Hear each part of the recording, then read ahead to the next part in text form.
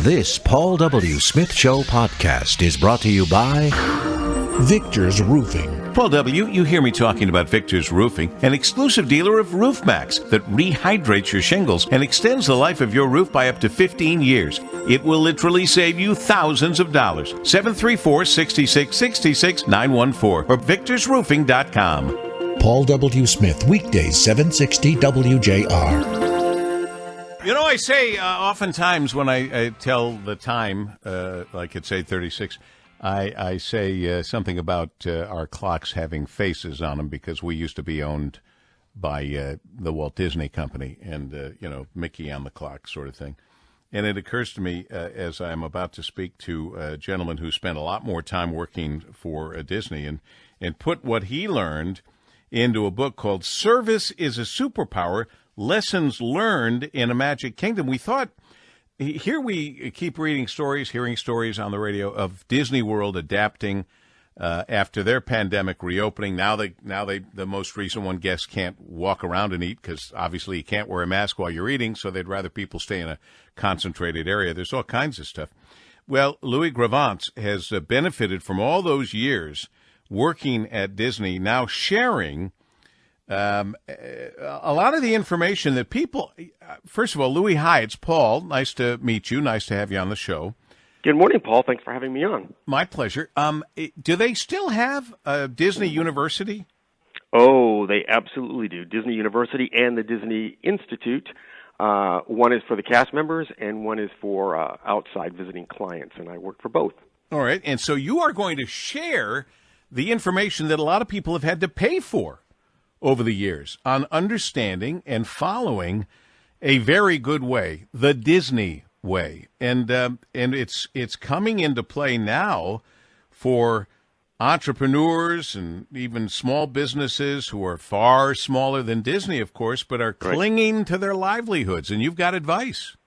Well, especially since, and I had no idea, Paul, when I started to write the book, that it would have such relevance because a lot of it deals with working from home and learning the power of service and creating great service moments for those of us who work from home. You know, everybody's like, okay, we're going to work from home now. There is an art to working from home. It is a learned skill, and it took me 3 tries. I kept getting sucked back into, an organization like Disney or something because I missed the structure. And so I wanted to share with people exactly the things that I shared with major organizations when I left the company to help them create service cultures. I thought, most of this is applicable to a single person, the 10 skills of the service superhero. And I want people to learn the power of service. And we're not really good about speaking, in our culture. We're a little clumsy about that, the power of giving, the power of service. And it's something that I want to bring to business, and I want to help people incorporate in their lives now as we try and exceed customer expectations. Walt Disney Company alum and customer service expert, Disney Partners in Excellence awardee, as well as Spirit of Disney Award, offering his expertise. And so you've also, taking a look at the positive here, you've also said, Louie, that this crisis offers an opportunity to reinvent and relaunch someone's business. Yes, because the first power of the service superhero is intention. And this gives us all the time. And that's what Disney is doing now, really, is they're not just reopening, they're trying to restate their intention, because I would say they're open. I would use quotation marks around the word open. At most, there is a 10% capacity at any day. It would be less expensive for the company to be closed.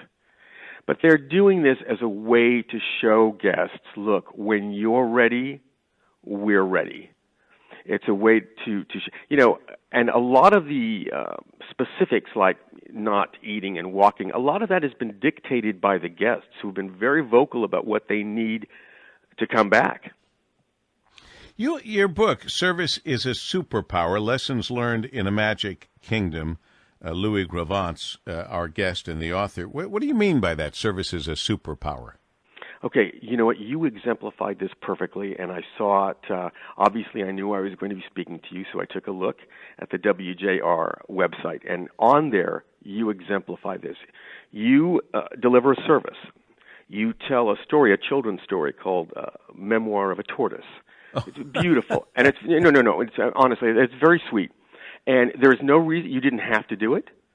There's nothing in it for you.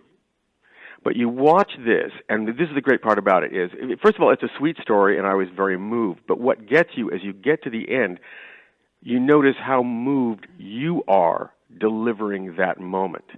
Great service will always serve the server first, and you exemplify it in that moment. And that feeling that you have at the end, and I can see that you are emotionally engaged and rewarded.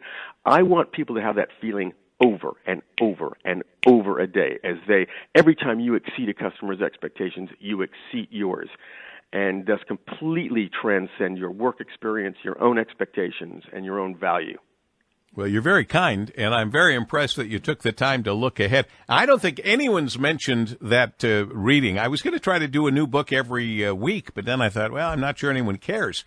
But you just reminded me about it. I'm glad it's online there and you can see it. But you see how you feel at the end of that. That's how you feel when when you give something good, like that, and that's what I want people to feel. That's what I told thousands of Disney cast members on their first day working at the parks. Great service will serve you first. My wife, Kim, in fact, it's funny because we didn't know this when we met each other and learned it much later that we were both cast members at one time or another. She was a cast member at Walt Disney World. When she went there as a little girl, she says, one day I want to work here, and she did. Mm-hmm. And we had nothing to do with it when we went from ABC and bought by Disney and all of that, so they owned the radio station for a while. But I'm trying to think of maybe one service principle that you have learned in your many years at Disney, learning from the best and teaching the best. If there's any one principle we can leave our WJR listeners with that they can implement for success. It's the 10th skill of the service superpower in the book, and it is serving with memory. So few of us ever stop to take the time to think about the influence we've had on somebody every single day. Right now, somebody is living a better life because of the service that you've provided, and when was the last time you stopped and took that in? Because we let them go. Because task knocks us off our game. So serving with memory, finding what I call it the reconnection memory, that brings you back into the eyes of the customer, like their eyes are the lens of the camera that are filming a narrative. What memory do you have that will reconnect you to that service moment that you want that guest or that client or that patient to have? So serving with memory. Remember, look, because if you've done a great service moment once, you can do it again. And if you can do it again, you can teach it. And if you can teach it, you'll learn it forever because we learn what we teach. Service is a superpower. Lessons learned in the Magic Kingdom, in a Magic Kingdom, 25 years working at the Walt Disney Company. Our guest, Louie Gravance. That's the book. It will be helpful. I can promise you that. People have paid big money for this information at Disney University, Disney Institute over the years. Quick question. I would have asked you this off the air, but I can't talk to you off the air because of our setup here, doing the show from home. And this is like asking somebody when there's hundreds of thousands of people, but I'm going to ask about one. Because he was a good friend to all of Detroit. He was the travel editor of the Detroit Free Press years ago and went to work for Disney years ago, and we've lost touch. Did you ever come across a guy named Rick Sylvain in all your years there? I believe so, because we had a radio station right there also at what was called the Disney MGM Studios theme park. I broadcast from there before. Yeah. You know what? I may have met you before in character because because they used to send me in there as the mayor of Hollywood.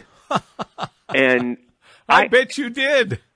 We may have, because for years that's what I did. I played the mayor of Hollywood before I went into training and development. And I think you may have, interviewed me I may have walked in some crazy that's funny. old 1930s outfit. And I think you may have been a really good sport. Well, I try to be. Generally, I try to be. Sometimes I'm not. But anyway, God bless you for sharing, and I think you've helped our WJR listeners, and that means you've helped me, and I appreciate it very much, Louie. Hey, thanks for giving. Well, you're very kind.